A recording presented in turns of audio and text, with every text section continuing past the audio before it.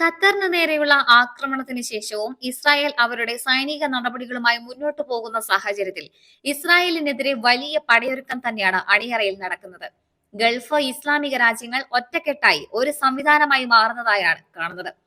ചേരിവിട്ട് Russian ചേരിയിലേക്ക് ഈ രാജ്യങ്ങൾ നീങ്ങുന്നത് മാത്രമല്ല, മറ്റ് നാറ്റോ രാജ്യങ്ങളെ സംബന്ധിച്ചും വലിയ തിരിച്ചടിയാണ്. ഖത്തറിൽ ഇസ്രായേൽ നടത്തിയ ആക്രമണത്തിന്റെ പശ്ചാത്തലത്തിൽ അമേരിക്കയുടെ സുരക്ഷ സംബന്ധിച്ച ആശങ്കയാണ് ഗൾഫ് രാജ്യങ്ങളിൽ പരക്കെ പടർന്നിരിക്കുന്നത്.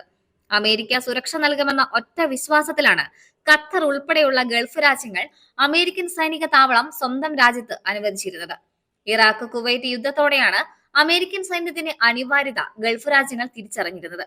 എന്നാൽ അവരുടെ ഈ കണക്കുകൂട്ടലുകൾ എല്ലാം തെറ്റിക്കുന്ന ആക്രമണമാണ് ഇസ്രായേൽ ഇപ്പോൾ ഖത്തറിൽ നടത്തിയിരിക്കുന്നത്. ഇത് മുതലെടുക്കാനുള്ള തന്ത്രപരമായ നീക്കമാണ് ഇപ്പോൾ റഷ്യ നടത്തിക്കൊണ്ടിരിക്കുന്നത്.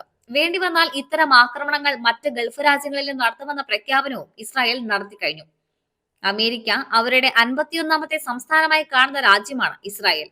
ആ രാജ്യത്തിന്റെ രൂപീകരണം മുതലുള്ള അടുപ്പവും സഹകരണവുമാണത്. അതുകൊണ്ട് തന്നെ ഇസ്രായേലിനെ വിട്ടൊരു കളി അമേരിക്കയുടെ ചരിത്രത്തിൽ തന്നെ ഉണ്ടായിട്ടില്ല, ഇനി ഉണ്ടാവുകയുമില്ല. അത് ട്രംപ് ഭരിച്ചാലും ബൈഡൻ ഭരിച്ചാലും അമേരിക്കയുടെ ഈ പോളിസി മാറുകയില്ല. സാമ്പത്തികമായും സൈനികമായും എല്ലാം ഇസ്രായേലിനെ ഏത് സാഹചര്യത്തിലും ആശ്രയിക്കാവുന്ന ഉറച്ച പങ്കാളിയാണ് അമേരിക്ക. ഏറ്റവും ഒടുവിൽ ഇറാൻ ഇസ്രായേൽ സംഘർഷത്തിലും ഈ സഹകരണം ലോകം കണ്ടതാണ്. യുക്രൈനിൽ മുതലക്കണ്ണീർ പൊഴിക്കുന്ന ട്രംപ് ഗാസയിൽ വീഴുന്ന ലക്ഷങ്ങളുടെ കണ്ണീർ കണ്ടില്ലെന്ന് നടിച്ചാണ് നോബൽ സമ്മാനം ആഗ്രഹിക്കുന്നത് എന്നതിനെ പരിഹാസത്തോടെ മാത്രമേ കാണാൻ സാധിക്കുകയുള്ളൂ. ഇസ്രായേൽ നടത്തുന്ന എല്ലാ ക്രൂരതകൾക്ക് മുന്നിലും കണ്ണടയ്ക്കുന്ന അമേരിക്ക ആ പതിവ് ശൈലി തന്നെയാണ് ഖത്തറിൽ നടന്ന ആക്രമണത്തിലും ഇപ്പോൾ തുടർന്നിരിക്കുന്നത്. ഖത്തറിൽ ഹമാസ് കേന്ദ്രങ്ങൾ ലക്ഷ്യമിട്ട് ഇസ്രായേൽ നടത്തിയ ആക്രമണം അറിഞ്ഞില്ലെന്ന് പറയുന്ന ട്രംപ് ലോകത്തിനു മുന്നിൽ വീണ്ടും അപഹാസ്യനായിരിക്കുകയാണ്. പശ്ചിമേഷ്യയിലെ ഏറ്റവും വലിയ അമേരിക്കൻ സൈനിക താവളം സ്ഥിതി ചെയ്യുന്ന ഖത്തറിന്റെ ആകാശത്ത് മറ്റൊരു രാജ്യത്തിന്റെ യുദ്ധവിമാനങ്ങൾ പ്രത്യക്ഷപ്പെട്ടത് തിരിച്ചറിയാൻ അമേരിക്കൻ സംവിധാനങ്ങൾക്ക് കഴിഞ്ഞില്ലെങ്കിൽ അമേരിക്ക എന്ന രാജ്യത്തെ തന്നെ ആർക്കും ആക്രമിച്ച് ഭസ്മമാക്കാമെന്നത് അമേരിക്ക തന്നെ അംഗീകരിച്ചു തരുന്നതിന് തുല്യമാണ്. അതുകൊണ്ട് തന്നെയാണ് ട്രംപിന്റെ ഈ വാദം ഗൾഫ് രാജ്യങ്ങളും അംഗീകരിച്ചു കൊടുക്കാതിരിക്കുന്നത്. ട്രംപിന്റെ അനുമതി വാങ്ങി ഇസ്രായേൽ നടത്തിയ ആക്രമണമായി തന്നെയാണ് ഖത്തറും ഈ ആക്രമണത്തെ കാണുന്നത്. ഇക്കാര്യം മറ്റ് ഗൾഫ് രാജ്യങ്ങളുമായുള്ള ചർച്ചയിൽ ഖത്തർ ഭരണകൂടവും വ്യക്തമാക്കിയിട്ടുണ്ട്. ഇന്ന് ഖത്തർ ആണെങ്കിൽ നാളെ സൗദിയും UAEയും ഉൾപ്പെടെ മറ്റേത് ഗൾഫ് രാജ്യങ്ങളിലും ഇസ്രായേൽ സമാനമായ ആക്രമണം നടത്തുമെന്ന ഭീതിയാണ് ഗൾഫ് രാജ്യങ്ങൾക്കുള്ളത്. ഈ സാഹചര്യത്തിൽ ഗൾഫ് രാജ്യങ്ങളുടെ സുരക്ഷ മുൻനിർത്തി ബദൽ സംവിധാനങ്ങൾ സൃഷ്ടിക്കണമെന്ന ആവശ്യമാണ് ശക്തമായിരിക്കുന്നത്. ഈ അവസരം മുതലെടുത്ത് റഷ്യയും ഇപ്പോൾ രംഗത്ത് വന്നു കഴിഞ്ഞു. ഗൾഫ് രാജ്യങ്ങളിൽ റഷ്യൻ സൈനിക താവളങ്ങൾ തുറക്കാൻ തയ്യാറാണെന്ന സന്ദേശമാണ് റഷ്യ ഇപ്പോൾ നൽകിയിരിക്കുന്നത്. റഷ്യയും ഗൾഫ് രാജ്യങ്ങളുടെ സഹകരണ കൗൺസിലും തമ്മിലുള്ള തന്ത്രപരമായ സംഭാഷണത്തിന്റെ 8ാമത് സംയുക്ത മന്ത്രിതല യോഗത്തിൽ ഇത് സംബന്ധമായ ചർച്ചയും നടക്കുമെന്നാണ് പുറത്തുവരുന്ന വിവരം. റഷ്യൻ വിദേശകാര്യമന്ത്രി സെർജി ലാവ്റോവാണ് റഷ്യയെ പ്രതിനിധീകരിച്ച് ഈ യോഗത്തിൽ പങ്കെടുക്കുന്നത്.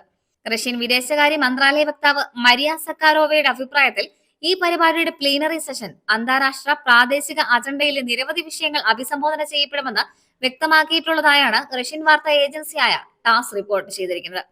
റഷ്യയും GCC രാജ്യങ്ങളും തമ്മിലുള്ള വ്യാപാര, സാമ്പത്തിക, നിക്ഷേപ മേഖലകളിലെയും സാംസ്കാരിക, മാനുഷിക മേഖലകളിലെയും സഹകരണങ്ങൾ കൂടുതൽ വികസിപ്പിക്കുന്നതിനുള്ള സാധ്യതകളിൽ പ്രത്യേക ശ്രദ്ധ കേന്ദ്രീകരിക്കുമെന്നാണ് ടാസിന്റെ റിപ്പോർട്ടിൽ പറയുന്നത്. ഇതിനു മുമ്പ് ഇത്തരം ഒരു മന്ത്രിതല യോഗം നടന്നിരുന്നത് 2024 റിയാദിലായിരുന്നു. ഗൾഫ് സഹകരണ കൗൺസിൽ അഥവാ GCC എന്നറിയപ്പെടുന്ന പേർഷ്യൻ ഗൾഫിലെ അറബ് രാജ്യങ്ങൾക്കായുള്ള സഹകരണ കൗൺസിലിൽ Bahrain, Qatar, Kuwait, United Arab Emirates, Oman, Saudi Arabia എന്നീ 6 രാജ്യങ്ങളാണ് ഉൾപ്പെടുന്നത്. 2011 റഷ്യ GCC തന്ത്രപരമായ സംഭാഷണം ആരംഭിച്ചിരുന്നത്. ഖത്തറിന് നേരെ നടന്ന പുതിയ ആക്രമണത്തിന്റെ പശ്ചാത്തലത്തിൽ നടക്കാൻ പോകുന്ന റഷ്യയും GCC രാജ്യങ്ങളും തമ്മിലുള്ള ചർച്ചയെ അമേരിക്കയും ഗൗരവത്തോടെയാണ് നോക്കിക്കാണുന്നത്. ഗൾഫ് മേഖലയിൽ അമേരിക്കയ്ക്കെതിരെ ഉയർന്നു വരുന്ന വികാരത്തെ റഷ്യ മുതലെടുക്കുമെന്ന ആശങ്കയാണ് അമേരിക്കയ്ക്കുള്ളത്.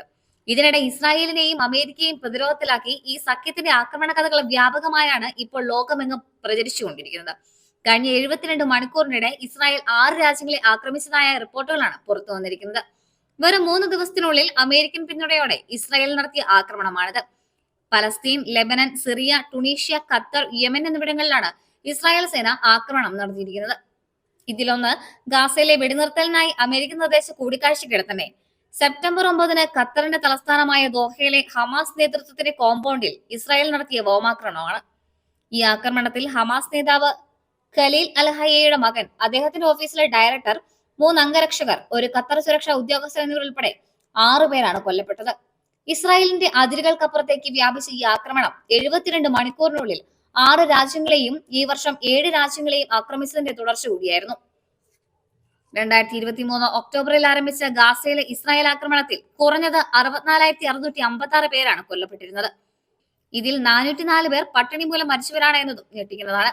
ഇപ്പോഴും ആയിരക്കണക്കിന് ആളുകളാണ് അവശിഷ്ടങ്ങൾക്കിടയിൽ കുടുങ്ങിക്കിടക്കുന്നത്. ഇവിടെയും തീരുന്നതല്ല ഇസ്രായേൽ ക്രൂരത. വെടിനിർത്തൽ ഉണ്ടായിട്ടും ഇസ്രായേൽ ലെബനനിൽ നിരന്തരം ബോംബിടുന്ന റിപ്പോർട്ടുകളാണ് പുറത്തുവരുന്നത്. സെപ്റ്റംബർ 8 ഉച്ചയ്ക്ക് 1 മണിക്ക് ഇസ്രായേൽ യുദ്ധവിമാനങ്ങൾ കിഴക്കൻ ലെബനനിലെ ബക്ക, ഹെർമൽ ജില്ലകളിൽ ആക്രമണം നടത്തി. അതിൽ കുറഞ്ഞത് 5 പേരാണ് കൊല്ലപ്പെട്ടത്. കഴിഞ്ഞ നവംബറിൽ ഒപ്പുവെച്ച വെടിനിർത്തൽ കരാറിന്റെ ഏറ്റവും പുതിയ ലംഘനമായിരുന്നു ഈ ആക്രമണം.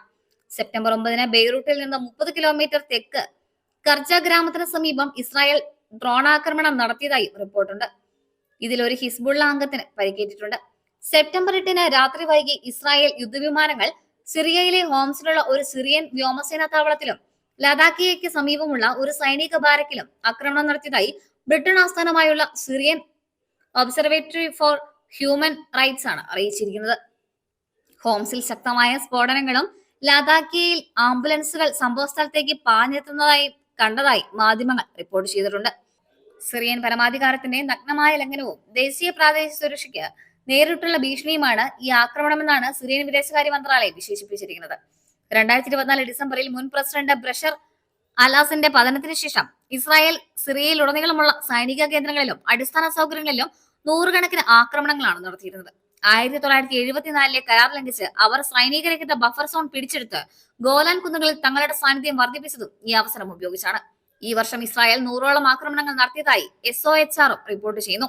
86 വ്യോമാക്രമണങ്ങളിലും 11 കരയാക്രമണങ്ങളും ഇതിൽ ഉൾപ്പെടുന്നു. ഏകദേശം 135 സ്ഥലങ്ങൾ നശിപ്പിക്കുകയും 61 പേരെ കൊല്ലുകയും ചെയ്തിട്ടുണ്ട്. സെപ്റ്റംബർ 8 രാത്രി ടുണീഷ്യൻ തുറമുഖമായ സിദി ബോസെയ്ദിൽ വെച്ച ഗ്ലോബൽ സുമത് ഫ്ലോട്ടിലയുടെ പ്രധാന കപ്പലായ ഫാമിലി ബോട്ടിനെ ഇസ്രായേൽ ഡ്രോൺ ആക്രമിച്ചതും റിപ്പോർട്ട് ചെയ്യപ്പെട്ടിട്ടുണ്ട്. ഇത് കപ്പലിൽ വൻ തീപിടുത്തത്തിനും കാരണമായിട്ടുണ്ട്. ഗാസയിലെ ഉപരോധം തകർക്കാൻ ശ്രമിക്കുന്ന 44 രാജ്യങ്ങളിൽ നിന്നുള്ള പ്രതിനിധികളുടെ 50ലധികം കപ്പലുകളുടെ കൂട്ടായ്മയുടെ ഭാഗമാണ് ഈ ഫാമിലി ബോട്ട്. ഇത് 2025 ഓഗസ്റ്റ് 30 യാത്ര പുറപ്പെടുകയും സിദി ബോസെയ്ദ് തുറമുഖത്തെ മറ്റ് കപ്പലുകളുമായി ചേരുകയും ചെയ്തിരുന്നു. രണ്ടാമത്തെ ആക്രമണം അതേ ദിവസം രാത്രി വൈകിയും ഇസ്രായേൽ സേന തുടർന്നു. ടുണീഷ്യൻ കടലിൽ വെച്ച് ബ്രിട്ടൻ പതാകയുള്ള മറ്റൊരു കപ്പലായ അൽമയാണ് ഇത്തവണത്തെ ഇസ്രായേൽ ഡ്രോൺ ലക്ഷ്യമിട്ടിരുന്നത്. 2010 മുതൽ പല ഫ്ലോട്ടിലുകളും ഇസ്രായേലിന്റെ ഗാസ ഉപരോധം തകർക്കാൻ ശ്രമിച്ചിട്ടുണ്ട്. അവയിൽ ഭൂരിഭാഗവും അന്താരാഷ്ട്ര കടലിൽ വെച്ച് ഇസ്രായേൽ തടയുകയോ ആക്രമിക്കുകയോ ചെയ്തിട്ടുണ്ട്. ഇസ്രായേലിൽ നിന്ന് ഏകദേശം 2000 കിലോമീറ്റർ അകലെയുള്ള ഖത്തറിനെ ഇസ്രായേൽ ആക്രമിക്കുന്നത് ചരിത്രത്തിൽ തന്നെ ആദ്യമാണ്. ഈ മിന്നലാക്രമണത്തോടെ ദോഹയിലുടനീളം സ്ഫോടന ശബ്ദം കേൾക്കുകയും ആകാശത്തേക്ക് കട്ടിയുള്ള പുക ഉയരുകയും ചെയ്തിരുന്നു. പിന്നീട് വിദേശ എംബസികൾ, സ്കൂളുകൾ, നഴ്സറികൾ, സൂപ്പർ മാർക്കറ്റുകൾ, ഖത്തറുകളും വിദേശികളും താമസിക്കുന്ന കോമ്പൗണ്ടുകൾ എന്നിവയുള്ള വെസ്റ്റ് ബേ ലഗൂൺ ഏരിയയിലെ ഒരു കെട്ടിടത്തിൽ ആക്രമണം നടത്തിയതായി ഇസ്രായേൽ സൈന്യം തന്നെ സ്ഥിരീകരിക്കുകയാണ് ഉണ്ടായത്. ഈ ആക്രമണം നടന്ന സ്ഥലത്ത് നിന്ന് വെറും 35 കിലോമീറ്റർ അകലെ മാത്രമാണ് അമേരിക്കയുടെ സൈനിക താവളത്തിനുള്ളത് എന്നത് നാം പ്രത്യേകം അടയാളപ്പെടുത്തേണ്ടതുണ്ട്.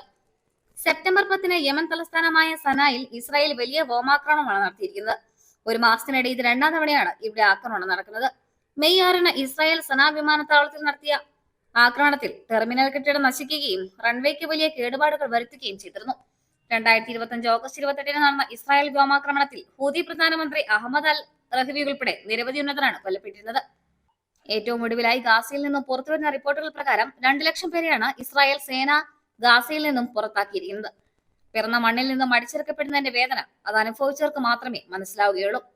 ഖത്തറിന് നേരെയുള്ള ആക്രമണത്തിന് ശേഷവും ഇസ്രായേൽ അവരുടെ സൈനിക നടപടികളുമായി മുന്നോട്ട് പോകുന്ന സാഹചര്യത്തിൽ ഇസ്രായേലിനെതിരെ വലിയ പടയൊരുക്കം തന്നെയാണ് അണിയറയിൽ നടക്കുന്നത്. ഗൾഫ് ഇസ്ലാമിക രാജ്യങ്ങൾ ഒറ്റക്കെട്ടായി ഒരു സംവിധാനമായി മാറുന്നതായാണ് കാണുന്നത്. അമേരിക്കൻ ചേരി വിട്ട് റഷ്യൻ ചേരിയിലേക്ക് ഈ രാജ്യങ്ങൾ നീങ്ങുന്നത് അമേരിക്കയ്ക്ക് മാത്രമല്ല മറ്റ് നാറ്റോ രാജ്യങ്ങളെ സംബന്ധിച്ചു വലിയ തിരിച്ചടിയാണ്. ഇപ്പോൾ തന്നെ റഷ്യയും ചൈനയും ഇന്ത്യയും ദക്ഷിണാഫ്രിക്കയും ബ്രസീലും എല്ലാം നേതൃത്വം നൽകുന്ന ബ്രിക്സ് കൂട്ടായ്മയിൽ UAE, സൗദി അറേബ്യ ഉൾപ്പെടെയുള്ള ഗൾഫ് രാജ്യങ്ങൾ അംഗങ്ങളാണ്. ഖത്തർ ഉൾപ്പെടെയുള്ള മറ്റ് GCC രാജ്യങ്ങളും ബ്രിക്സിൽ ചേരാനുള്ള ശ്രമം ഇതിനകം തന്നെ ആരംഭിച്ചു കഴിഞ്ഞിട്ടുണ്ട്. റഷ്യൻ പ്രസിഡന്റ് വ്ളാഡിമിർ പുടിന്റെ ഇന്ത്യൻ സന്ദർശനത്തിന് ശേഷം പുടിൻ ഗൾഫ് രാജ്യങ്ങളിലും സന്ദർശനം നടത്തുന്നുണ്ട്. ഈ സന്ദർശന വേളയിൽ സൈനിക സഹകരണം സംബന്ധിച്ച കരാർ ഉണ്ടാക്കാനുള്ള സാധ്യതയും വളരെ കൂടുതലാണ്. അങ്ങനെ സംഭവിച്ചാൽ പശ്ചിമേഷ്യയിലെ അമേരിക്കയുടെ നട്ടലാണ് തകർക്കപ്പെടുക.